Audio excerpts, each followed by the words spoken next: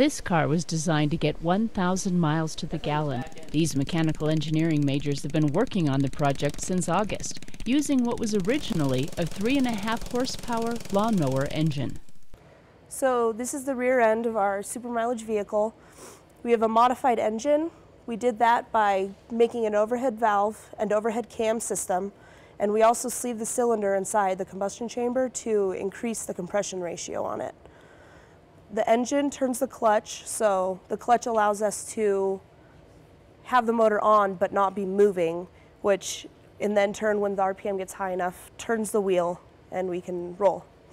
They're taking this car, called NAU Fuel Efficient Vehicle, to the Society of Automotive Engineers competition in June.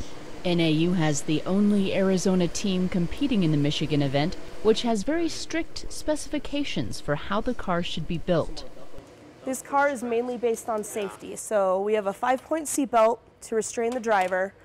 The driver also has to wear a helmet and be 2 inches below the top of the car. We have 3 different kill switches on the vehicle, starter and a horn, so that we can let other vehicles know if we're passing them on the track.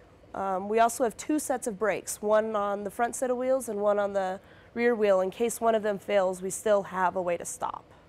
The car is fuel efficient in part because of its streamlined design, which reduces friction, and the parts were carefully selected, keeping the vehicle under 15 pounds.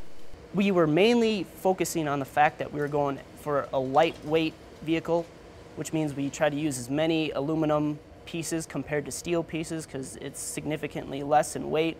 And then with the fairing here, it's going to reduce the amount of drag that we have on the vehicle, which will ultimately give us a higher fuel efficiency. And the engine modifications that we've done, we're hopefully going to get that 1,000 miles per gallon that we've previously stated. Most of the supplies for the car have been donated, but accounting for the many man-hours, the price tag is $25,000. In addition to classes and homework, these students have spent about 30 to 35 hours a week building the fuel-efficient vehicle. Being a mechanical engineer, I think it's really important to get your hands dirty and actually see how the process is put into place. You know, all of our classes show us how to design, how to work with the numbers, but actually getting in a shop and seeing how things are made, seeing what can be made, what's feasible. And this car has really helped me learn, I don't want to say more than my classes, but definitely a big portion of all of the engineering that I've learned has come through these projects. It's an experience Shane Stodderow says he'll take with him when he graduates and moves on to a career in renewable energy. You know, I can actually take everything that I have been learning in my classes and actually apply it to a project instead of trying to think about it conceptually. With this, it'll actually help me when I get out into the field to where I can think about it conceptually, but then I can actually see it being fabricated.